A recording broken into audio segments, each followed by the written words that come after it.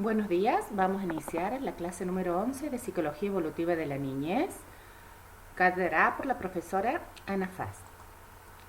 Bien, estamos desarrollando la unidad 4. En la unidad 4 estamos viendo el desarrollo del infante en edad preescolar y vamos a ver hoy el desarrollo psicosocial, a donde nos vamos a adentrar en todo lo que tiene que ver con la conducta psicosocial desde el punto de vista del desarrollo de el concepto moral, la importancia de la familia y las características del juego. Cuando se considera la persona en desarrollo, hemos estado viendo a lo largo de la materia que el niño puede ser considerado siempre, desde el punto de vista de las teorías actuales del desarrollo infantil, como coprotagonista de su propio desarrollo.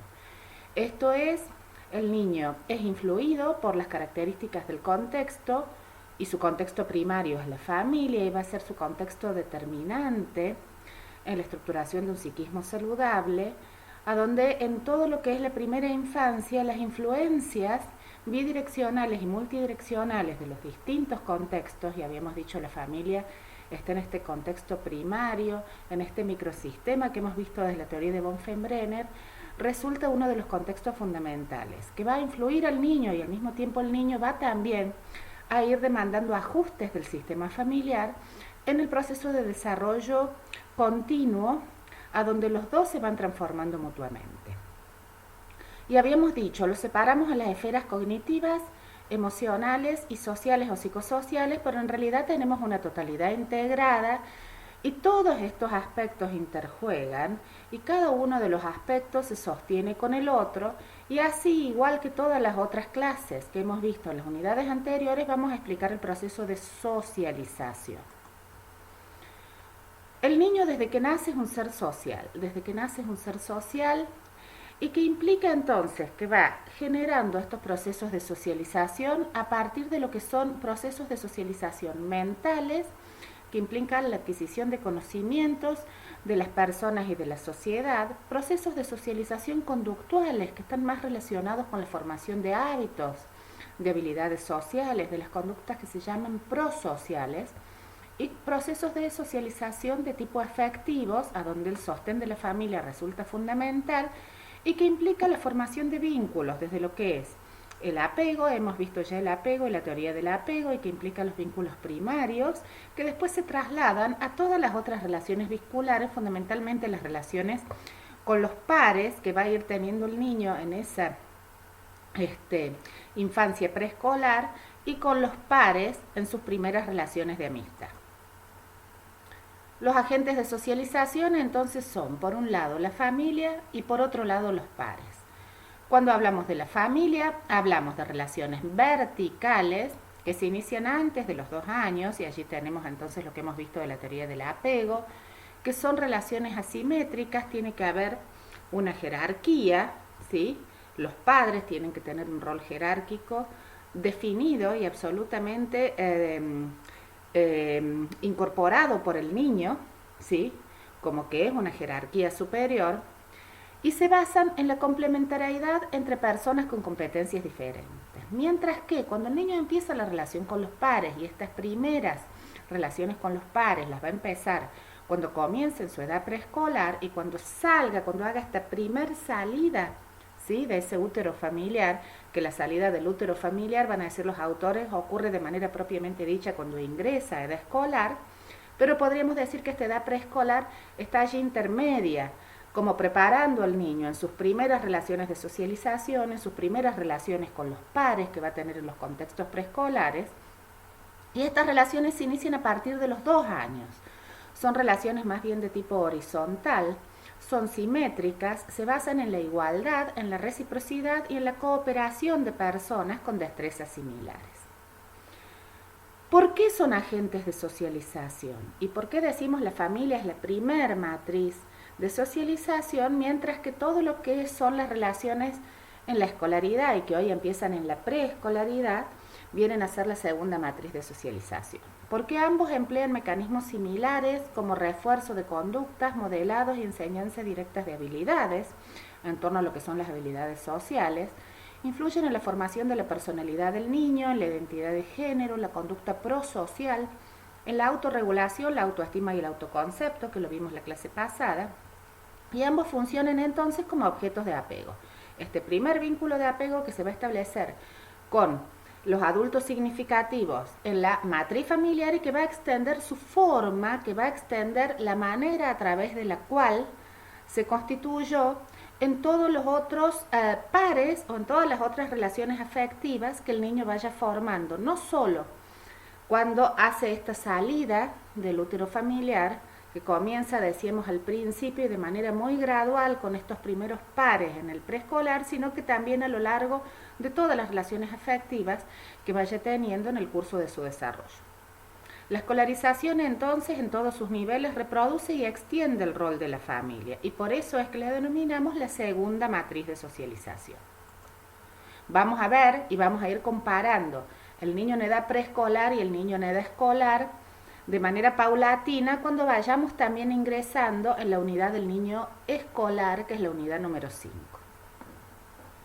Estas conexiones familias pares entonces implican desde la familia las relaciones de apego, que habíamos dicho ya y lo hemos visto en unidades anteriores y en un práctico, son fundantes del psiquismo y cuando el apego es saludable, esto es absolutamente estructurante para el niño y establece la forma de todos los vínculos significativos posteriores, las prácticas educativas y también la promoción de las relaciones sociales.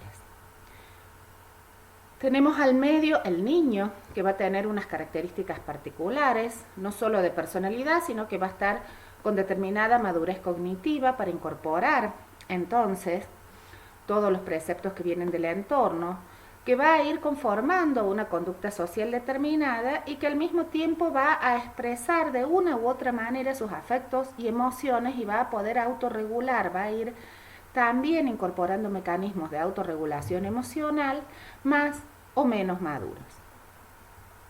Los pares, que implican que son grandes mecanismos de ajuste y adaptación en las interrelaciones, en las interacciones que tiene ese niño con los otros, en las relaciones de amistad y en el grupo de iguales.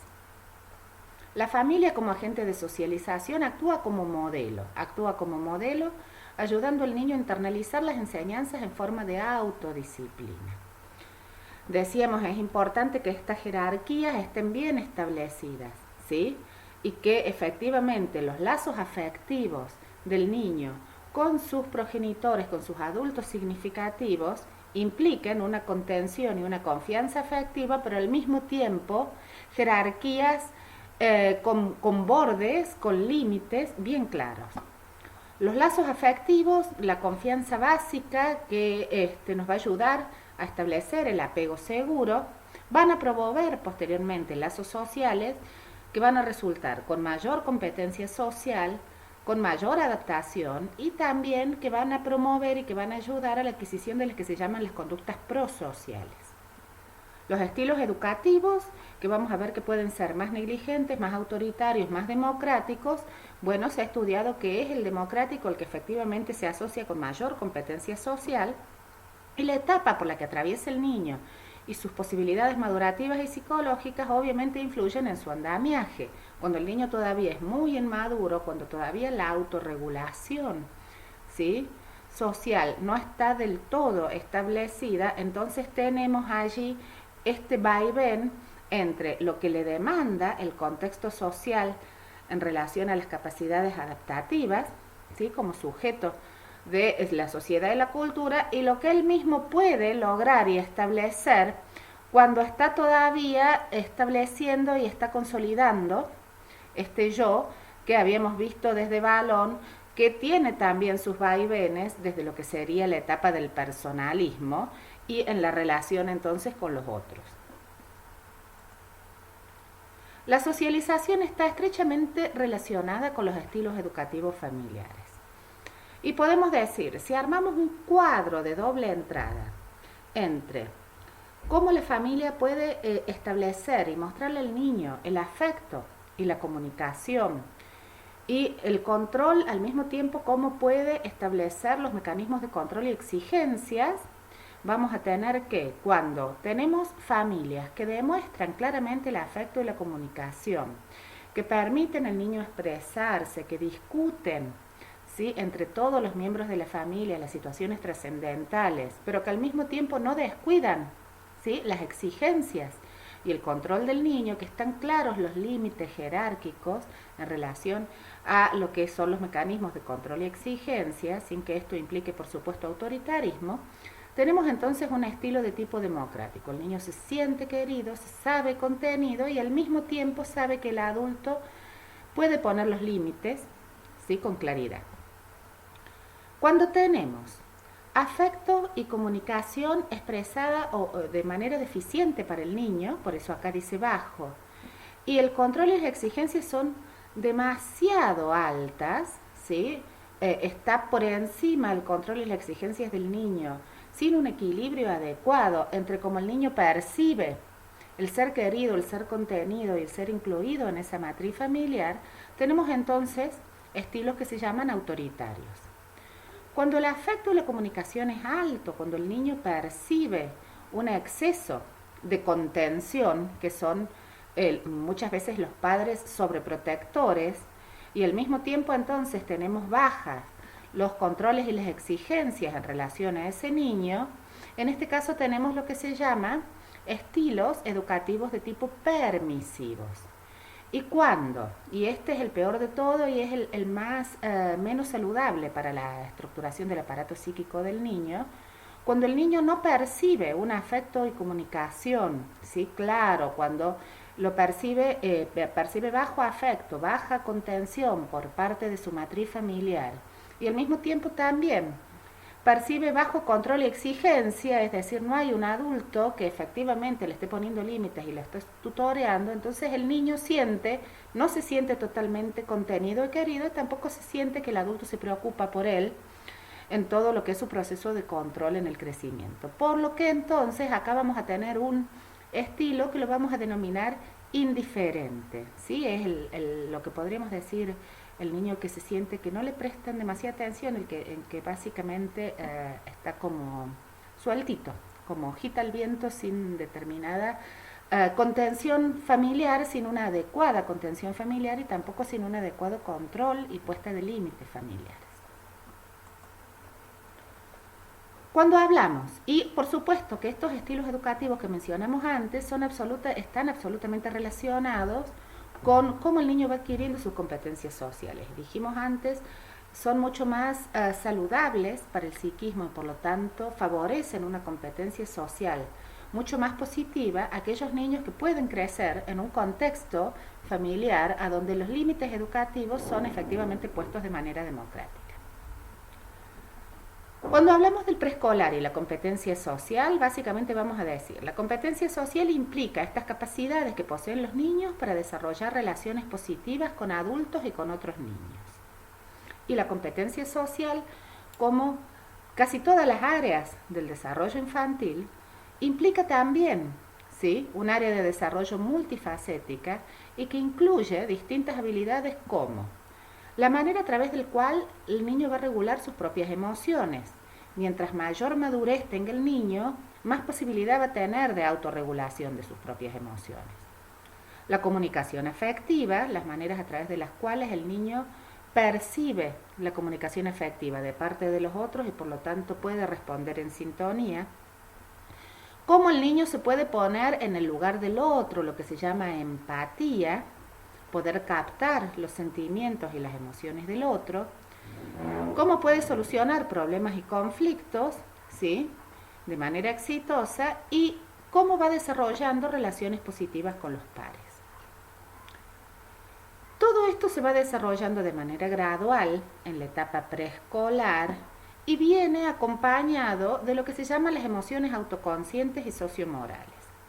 Las emociones autoconscientes y sociomorales, todo lo que es la conciencia de sí, lo hemos visto que ocurre en el niño más o menos aproximadamente a partir del año y medio, y entre el año y medio y los 2 años, cuando sobreviene la función simbólica, el niño es capaz de representación mental.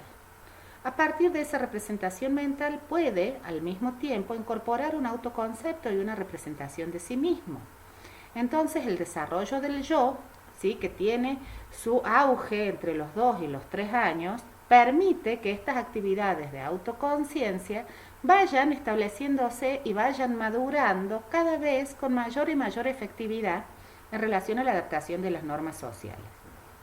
Hacia los 3 años tenemos lo que se denomina las emociones autoevaluativas en torno al yo y que van a tener un rol muy importante en todo lo que es posteriormente la adaptación a las normas sociales. Estas emociones autoevaluativas son las que vienen de la mano del orgullo, de los sentimientos de, podríamos decir, aceptación, sí, de sí mismo, pero también vienen de la mano de la vergüenza y la culpa. Acuérdense que en el preescolar es cuando el niño empieza a incorporar los preceptos morales, empieza a incorporar paulatinamente la culpa, y esto ya lo vamos a ver cómo se relaciona con el desarrollo moral, y cuando termina desde la teoría freudiana. La etapa fálica culmina el complejo de Edipo efectivamente con todo lo que es un sentimiento moral a partir de la incorporación del super-yo. Y desde Erikson vimos que el preescolar está transitando en esto de la iniciativa y del sentirse que puede frente a los demás, y la culpa en relación a cómo va incorporando estas posibilidades de frustración de los adultos significativos, por lo general de la mano de los padres, de lo que puede y no puede hacer. Todas estas emociones autoevaluativas en torno a yo van a ir jugando, ¿sí?, en cómo el niño va también a ir desarrollando toda su competencia social. Atraviesan la personalidad y el comportamiento del niño y deben ser absolutamente tenidas en cuenta para ver cómo tratamos a los niños en esta primera infancia. La internalización de normas y valores, que se va desarrollando de manera paulatina conforme el niño va madurando, ayuda entonces a que cada vez sea más y más eficaz, más y más eficiente, lo que se denominan los mecanismos de autorregulación emocional. Estos mecanismos de autorregulación emocional son la base de la socialización y enlaza todos los campos del desarrollo, enlaza el campo emocional, enlaza los campos cognitivos, porque decíamos recién viene de la mano de la maduración del niño, y enlaza los campos sociales y la mayor y más adaptada, podríamos decir, más positiva competencia social. Nos dice Papalia, el crecimiento de la autorregulación es paralelo al de las emociones autoconscientes y autoevaluativas, como la empatía, la vergüenza y la culpa. Y en la mayoría de los niños, el total desarrollo de la autorregulación tarda por lo menos 3 años. ¿Esto qué quiere decir? Que hay que, a partir de los 3 años, empezar a considerar que el niño tiene efectivamente posibilidades de autorregular su conducta en torno a los otros. La regulación emocional implica la capacidad que comienza entonces, ¿sí?, en esta segunda infancia, para orientar o modificar los sentimientos propios, las cuales se desarrollan en respuesta a las expectativas de la sociedad, que los niños manejen su frustración y modulen la expresión emocional. El manejo de su frustración, ¿sí?, que va a venir de la mano de estos andamios, de los andamiajes adultos y de cómo los adultos significativos van poniendo ahí los cotos, van poniendo los límites, van marcando hasta dónde, y que va a ayudar entonces a cómo el niño va manejando lo que puede, lo que no puede hacer, y en este manejo de la frustración, cómo va a ir modulando la expresión de las emociones frente a los otros. Está absolutamente ligado con esto los estilos educativos que el niño recibe en el hogar. Niños con estilos democráticos que perciben que son contenidos, pero al mismo tiempo, afectivamente, y al mismo tiempo que perciben que hay límites claros que acompañan, ¿sí?, sus procesos de adquisición de habilidades y conductas, son los que mejor van a lograr, como decíamos antes, los procesos de regulación emocional. Entonces tenemos características propias de cómo el niño en el preescolar va manifestando sus emociones, y tengamos en la cabeza que este niño está atravesando desde Freud por toda la conflictiva edípica, está atravesando desde Erikson por todo lo que es la iniciativa versus la culpa, y está atravesando desde Vallon por todo lo que es el personalismo. Por lo tanto, tiene un poco en jaque estas emociones y esta posibilidad de regular estas emociones, porque está al mismo tiempo consolidando su yo y estableciéndose frente a los otros en función de lo que son los preceptos y las normas morales. Las emociones son intensas. Cuando hablamos de un preescolar, el preescolar siempre va a expresar sus emociones con intensidad, ¿sí? Y diferencia poco esta intensidad en función del tipo de situación. Puede ser una situación más grave, menos grave y por lo general casi siempre van a ser intensas. Por eso en esta edad tenemos también las rabietas y las rabietas que suelen ocurrir a cosas que a los padres les parecen mínimas o a veces también que a los padres les parecen que están bastante más justificadas. Las emociones aparecen con frecuencia. Los niños pequeños, los niños preescolares son fundamentalmente muy emocionales. Y a medida que van aumentando la edad, van descubriendo, ¿sí?, que estas explosiones emocionales, que estas rabietas, van provocando desaprobación en los adultos, que esto es lo que también decía Valón cuando describe la etapa del personalismo, y entonces van cada vez aprendiendo mayor y mayor adaptación emocional. Son transitorias, duran poco, los niños se olvidan rápido, ¿sí? Y básicamente esto implica entonces, o está relacionado con su propia inmadurez. Y por eso también resulta relativamente fácil hacerlos cambiarles el eje cuando están muy enojados o cuando están con una emoción demasiado intensa frente a una actividad. Entonces tenemos por un lado que son muy intensas, pero por otro lado tenemos que son transitorias y desaparecen rápido. Bien, las respuestas son individuales, hay diferencias individuales y que implican también la construcción de la propia subjetividad del niño y que es absolutamente multifactorial, como veíamos antes, y está multideterminada. Un niño puede tener una reacción muy diferente a otro de la misma edad, supongamos como en el ejemplo cuando se siente asustado frente a una situación. Entonces también son individualizadas las conductas que acompañan estas emociones y allí influye, como decíamos antes, las posibilidades de aprendizaje y las condiciones contextuales o ambientales. Por eso que son multifacéticas y están multideterminadas.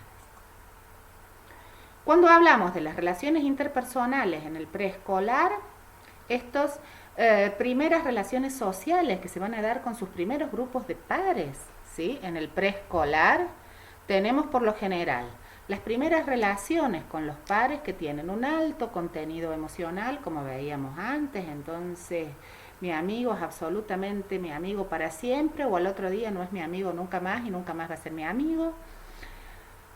Con mucho apoyo, y esto lo vimos también en el autoconcepto, cuando vimos cómo elabora el autoconcepto en características físicas externas, concretas, ¿sí? Entonces tal es mi amigo porque me presta, o porque vive al lado de mi casa, o porque es bueno conmigo, y dejó de ser mi amigo en los próximos 10 minutos subsiguientes porque no me quiso prestar y porque de golpe se volvió malo conmigo.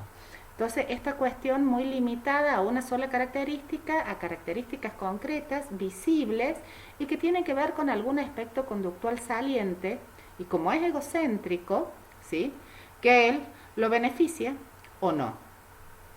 Por eso las relaciones de amistad, las relaciones interpersonales entre los niños en edad escolar casi siempre están basadas en estas cuestiones del todo nada que tienen que ver con el propio egocentrismo que caracteriza al niño en edad preescolar. Y esto se va disgregando paulatinamente a medida que el niño avanza en su madurez y por lo tanto avanza en su desarrollo cuando va ingresando a la edad escolar, es decir, aproximadamente desde los 6 años en adelante. Tenemos que tener en cuenta entonces, decíamos, el preescolar. Desde Freud está en la etapa fálica, con toda la conflictiva edípica y lo que esto significa para su aparato psíquico. Desde Piaget está en el preoperacional, entonces tenemos niños con pensamiento intuitivo, no lógico, absolutamente egocéntricos en sus maneras de entender y incorporar, ¿sí?, los fenómenos del mundo externo. Tenemos un niño que ya puede representar, ¿sí?, que ya accedió a todo lo que es la función semiótica o simbólica. Desde Valón tenemos el niño oposicionista, porque tenemos el niño que atraviesa la etapa del personalismo. Y desde Erikson tenemos el niño de la iniciativa versus la culpa. Este oposicionismo valoniano, que define las características más tempranas del preescolar, que se relaciona con todo lo que decíamos antes, va a implicar que este niño sea testarudo, caprichoso, porfiado y que es funcional a esta autonomía recién conquistada. Acuérdense que decíamos desde los 2 años en adelante, el niño logra su autonomía, porque logra la bipedestación, deja los pañales, deja la teta y habla, adquiere un lenguaje. Y esta autonomía es la que tienen que apoyar los adultos significativos como los andamios, ¿sí?, del niño, y son los que Erikson menciona como la autonomía versus la vergüenza, antes cuando hablamos de la edad de los 2-3 años. Bien, esta autonomía recién conquistada implica la consolidación del yo, de su sí mismo frente a los otros. Y Valón dice, por eso tenemos aproximadamente, a partir de los 3 años, el niño de el oposicionismo, el niño de la cabezonería, el niño testarudo, que cuando ve que no tiene esto mucho éxito en su entorno social, pasa a la edad de la gracia, aproximadamente entre los 4 y 5, y hacia los 6 culmina la etapa con lo que sería la imitación de las actividades adultas y las identificaciones de género. ¿Qué hacemos? Nos podemos preguntar, con estos niños preescolares que tienen estas características tan propias, emociones tan intensas, tanto egocentrismo, al mismo tiempo acompañado por cierta inmadurez, que nos implica también que sepamos manejar cómo los contenemos, cómo los apoyamos y que necesitan muchísimo de los andamiajes adultos, desde la contención y el afecto, para transitar estas etapas de manera saludable.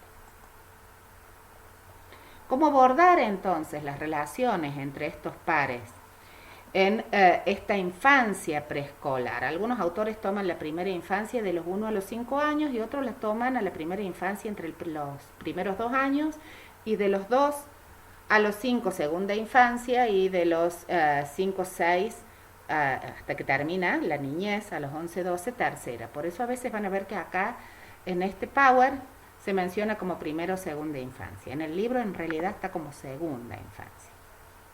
Bien, ¿cómo abordar estas relaciones? Básicamente las relaciones de los niños con sus compañeros son esenciales para que adapten, ¿sí?, todas las relaciones sociales y para lo que se llama la adaptación psicosocial, que posteriormente va a tener un papel clave en el desarrollo general.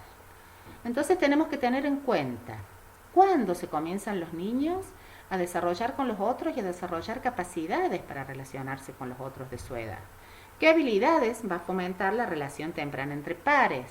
¿Por qué algunos niños pequeños son menos propensos a ser adaptados por sus pares? ¿Qué pasa allí con las características de la personalidad? ¿Qué pasa allí con las características del contexto, de la familia?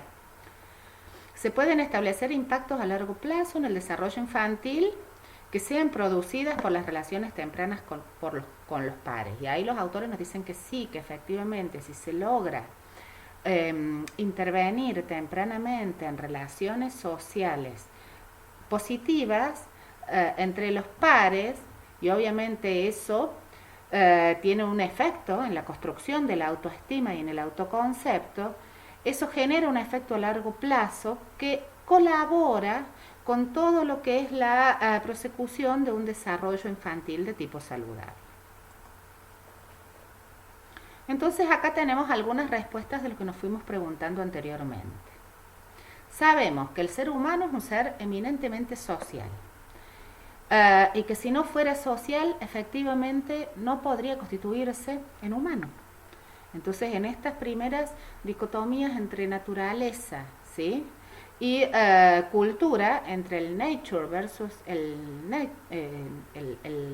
nurture, ¿sí?, que sería lo innato o lo adquirido, vemos que por más que nazcamos con capacidades para desarrollar nuestras conductas y nuestras habilidades como el lenguaje, etcétera, etcétera, si no hay un contexto, un sostén social, si no hay un andamio que nos acompañe en el desarrollo de esas habilidades, entonces el proceso de humanización no tiene lugar. Y desde que nacemos venimos equipados para comunicarnos con los otros, mediante gestos, sonrisas, balbuceos, para comunicarnos con nuestros pares.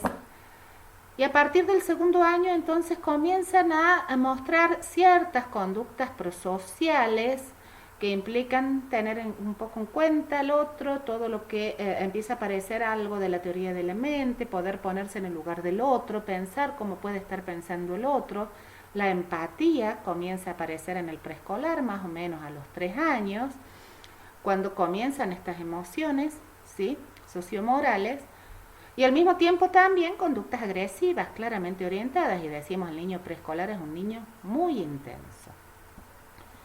Las amistades a temprana edad son positivas, colaboran con el desarrollo de distintas destrezas durante los primeros años de vida, que implica el manejo de la atención conjunta, que implica la regulación emocional, y esta es una de las destrezas que más se ha estudiado en las que colaboran las amistades a temprana edad, la inhibición de impulsos, que está absolutamente relacionado con la regulación emocional, la imitación de acciones de otros, la comprensión de procesos de causa-efecto y, por supuesto, la competencia lingüística. Somos seres hablantes, estamos en un contexto de lenguaje, mientras más posibilidades tengamos de tener contextos lingüísticos, más competencia lingüística vamos a desarrollar. Desde la primera infancia, entonces, se puede observar que ciertos niños son aceptados por sus pares, mientras que otros son rechazados e ignorados. Y ahí tenemos ciertos factores que tienen que ver con conductuales y de personalidad, y de cómo esa personalidad se ha ido estructurando en relación a cómo se han ido desarrollando las cuestiones en el hogar o en la familia, o los contextos significativos que han ido modulando, ¿sí?, las distintas condiciones. La aceptación de los pares en la primera infancia es un predictor muy grande de cómo van a ser las relaciones posteriores. El niño que se siente aceptado por sus pares construye de manera positiva su autoconcepto y su autoestima. Los niños que efectivamente pueden construir relaciones de amistad en los jardines preescolares son los que posteriormente tienen relaciones sociales más positivas. Y los que no pueden ir construyendo relaciones de amistad, por lo general, y lo que dicen los distintos estudios, es que se han observado dificultades también en su socialización a largo plazo.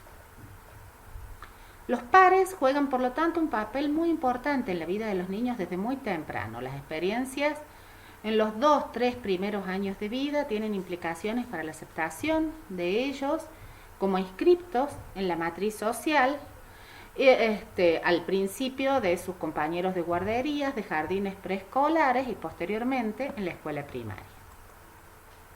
Bien, debido a que la aceptación de los pares está asociada a una mejor adaptación psicológica y a mejores logros educativos, entonces es importante conocer, ¿sí?, cómo se puede actuar precozmente, y efectivamente con programas que promuevan la competencia entre los pares a temprana edad. Cuando hablamos de desarrollo moral, el desarrollo moral está íntimamente ligado al desarrollo psicosocial. Lo vamos a ver más en detalle cuando veamos al niño en edad escolar, y ahí vamos a ir comparando todo el tiempo lo que nos dice Piaget, que es uno de los principales representantes, y lo que nos dice Kohlberg, que es otro, en relación al desarrollo moral del preescolar y del escolar.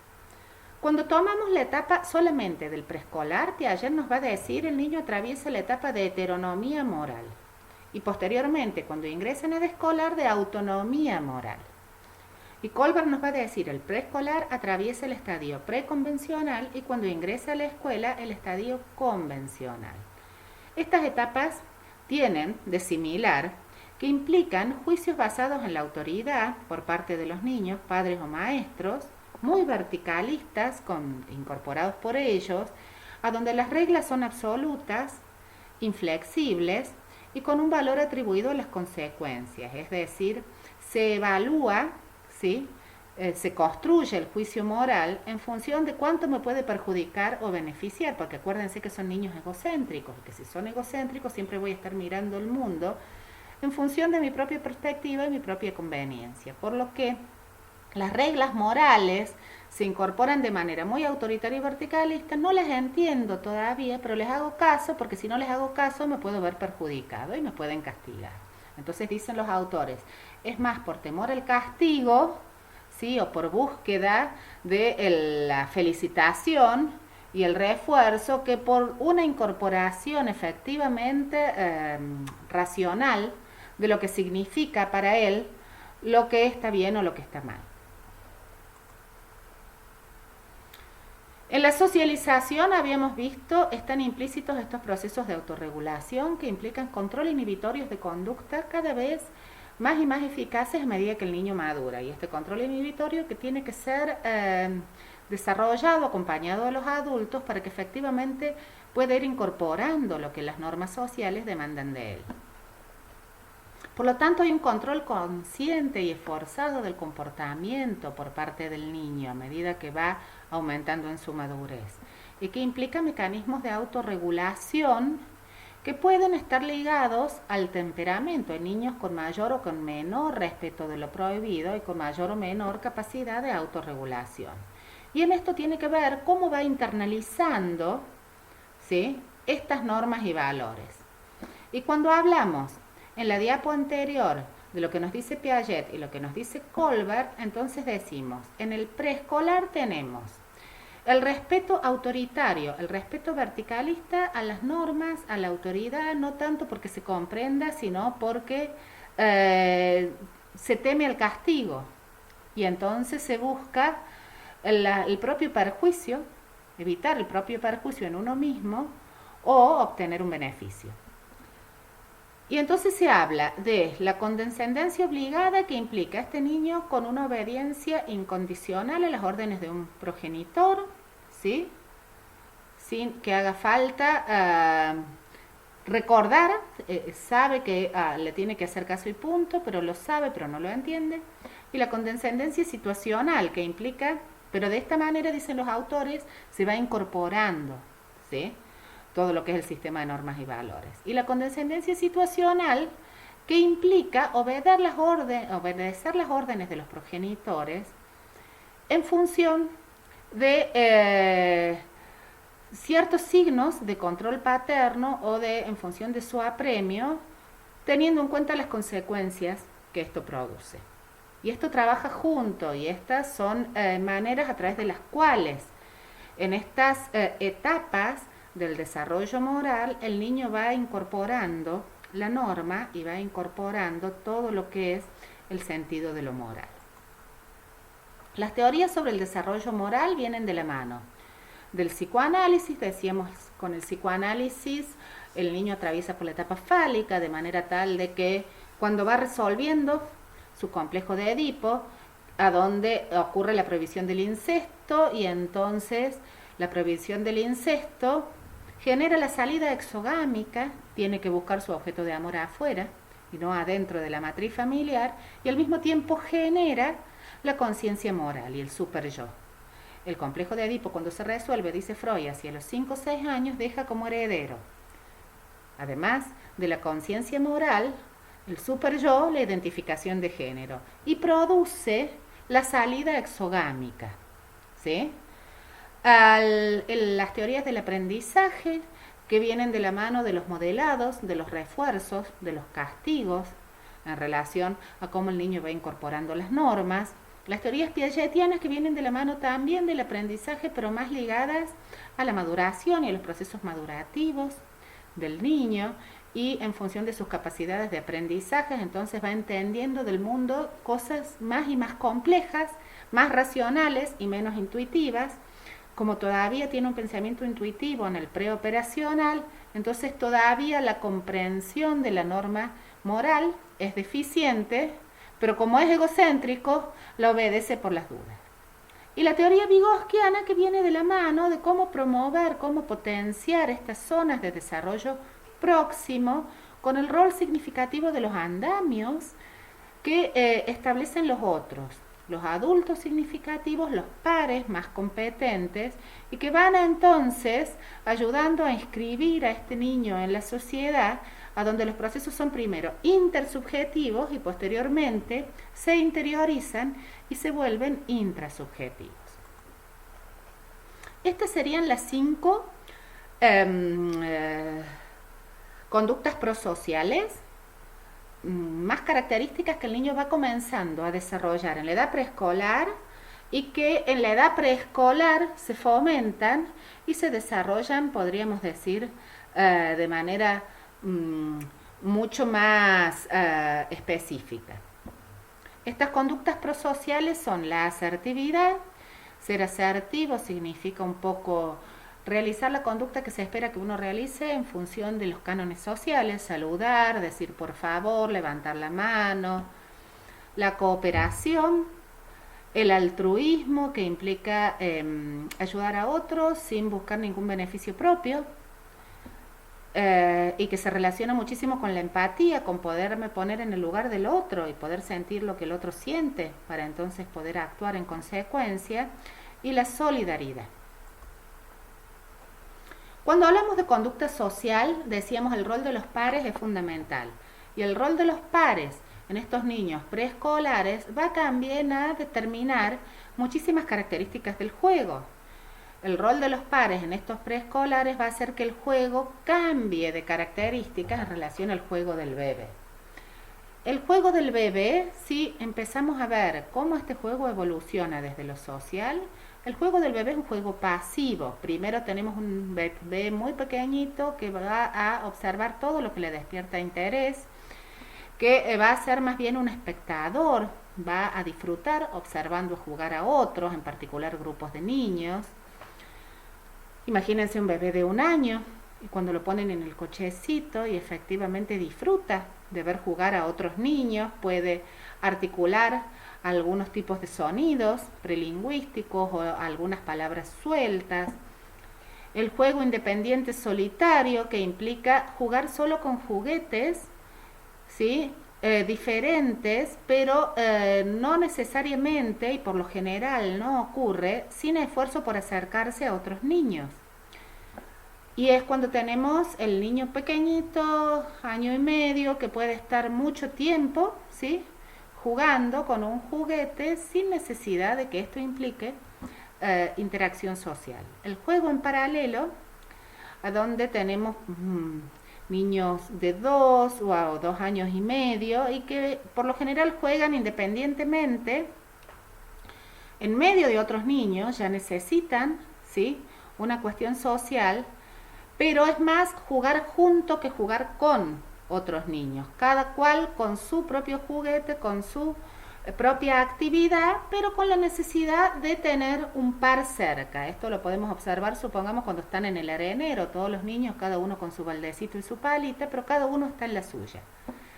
Y a partir aproximadamente de los 3 años comienza el juego asociativo, comienza el jugar con otros niños, ¿sí? 3, 4 años más propiamente, comienzan a jugar en forma similar o idéntica, cada niño obedece su propio deseo, pero puede haber un plan, ¿sí?, en relación a este juego, empieza a interesarse más por la compañía de otros que por la actividad misma, y este juego asociativo es el que comienza a ocurrir cuando se van estableciendo roles y un plan de acción en el juego simbólico, por ejemplo, o dramático, que es el típico del niño de aproximadamente 4 años. Cuando tenemos un niño de 4 o 5 años, está en la cúspide este tipo de juego.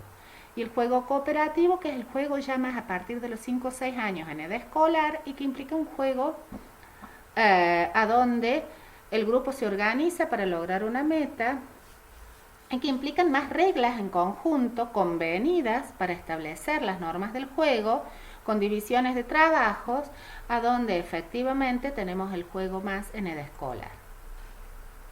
¿Cómo evoluciona el juego en el niño entonces? El niño evoluciona de un juego a donde juega más bien solo, donde juega a la par de otras, donde juega con otros y donde en este jugar con otros coopera para poder lograr los objetivos del juego.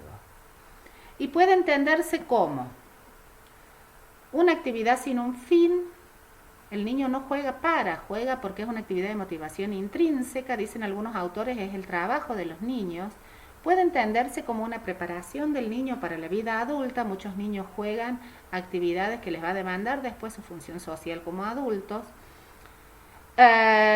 con mucho ejercicio de capacidades físicas y psíquicas, y también como una actividad de regulación y autorregulación, y desde teorías más psicoanalíticas como un mecanismo de equilibración psíquica. El niño canaliza, pone en el juego aquello que lo angustia, aquello que lo preocupa, y sirve para sacar para afuera, podríamos decir. Fundamentalmente Valón nos habla, acá está en azul, este juego del niño, del preescolar como juego de ficción o imitación. Antes el juego del bebé de 0 a 2 años o del lactante es el juego funcional, es el juego repetitivo, es el juego que desde Piaget tiene las reacciones circulares, volver a probar, volver a lo mismo, jugar con sonidos, jugar con texturas, ¿sí? Ser perseverante, volver a lo mismo y probar todo el tiempo funciones y acciones en objetos buscando efectos, y que implica fundamentalmente un juego individual. Cuando el niño, a partir de los 3 años más o menos, y entre los 4 o 5, comienza el juego de ficción o imitación. Y comienza con la representación. Ahora puede representar, nos dice Piaget, pase de la inteligencia práctica a la inteligencia representacional. Entonces empiezan estos juegos también a ser funcionales y a servirle para distinguir realidad y juego.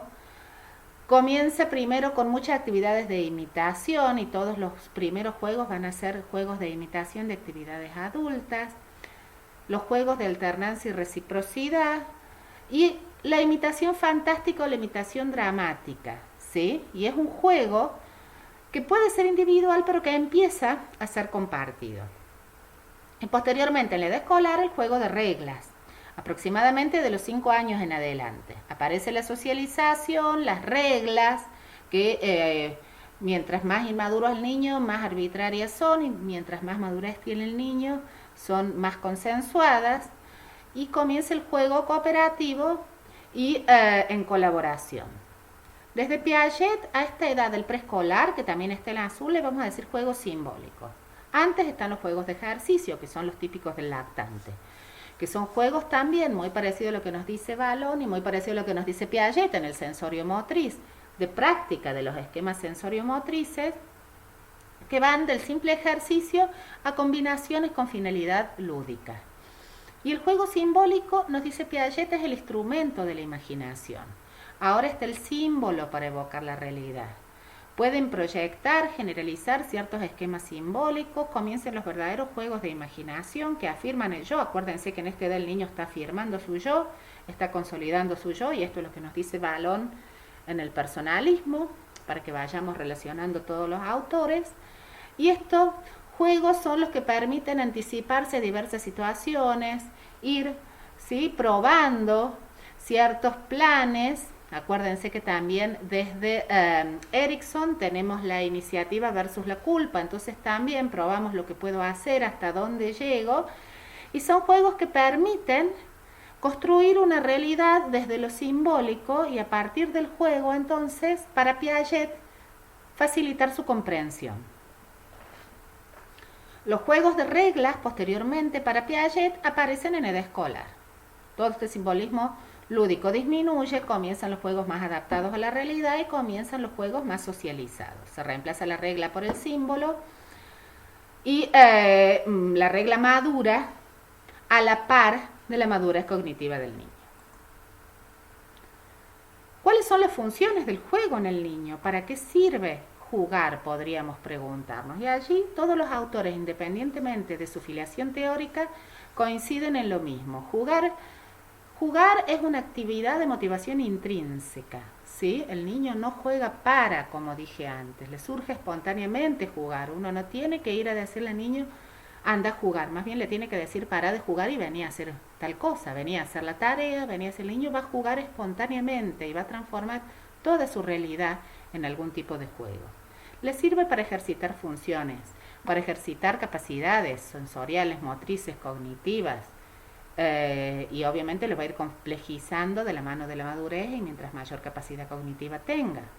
Para comunicar, para socializar, para ejercitar las actividades de comunicación, para prepararlo para la vida adulta mediante la imitación de roles, para elaborar, dicen las teorías más psicoanalíticas, las experiencias traumáticas como canalización, y ahí nos vamos al último, como estos mecanismos de equilibración psíquica, para expresar deseos, fantasías, distintas experiencias, ¿sí? Para experimentar con problemas y probar distintas soluciones. El juego también sirve para ir ejercitando cómo solucionar distintos problemas, para distinguir la realidad de la fantasía, este juego del como si. Yo sé que estoy jugando, ¿sí? Yo juego a Batman, pero yo sé que no soy Batman. Yo sé que no puedo volar, yo sé que no soy un superhéroe. Por más que la construcción de mi autoconcepto y mi autoestima sea absolutamente exagerada, estos juegos del como si también me ayudan a ir separando, ¿sí? Y a ir, a medida que la madurez va ocurriendo, para ir separando cada vez más y con mayor eficacia todo lo que es la realidad externa de lo que es una situación fantaseada por el niño. Como actividad de descubrimiento y autodescubrimiento, el niño se autodescubre también hasta dónde llega, hasta dónde, qué puede hacer.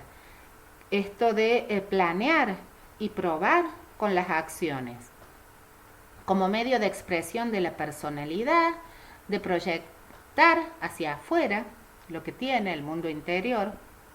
Y decíamos, y lo repetimos, como mecanismo de equilibración psíquica, de manera tal de que todas estas condiciones van a definir al preescolar. Y entonces tenemos un preescolar con características propias a donde podemos ir interrelacionando lo psicosocial, todo lo que nos dicen los autores de la construcción de su personalidad y lo psicoafectivo. Y la clase que viene vamos a ver entonces en esta misma edad preescolar qué pasa con el desarrollo cognitivo. Y ahí vamos a retomar todo el periodo preoperacional de Piaget. Muy bien, nos vemos entonces la próxima clase.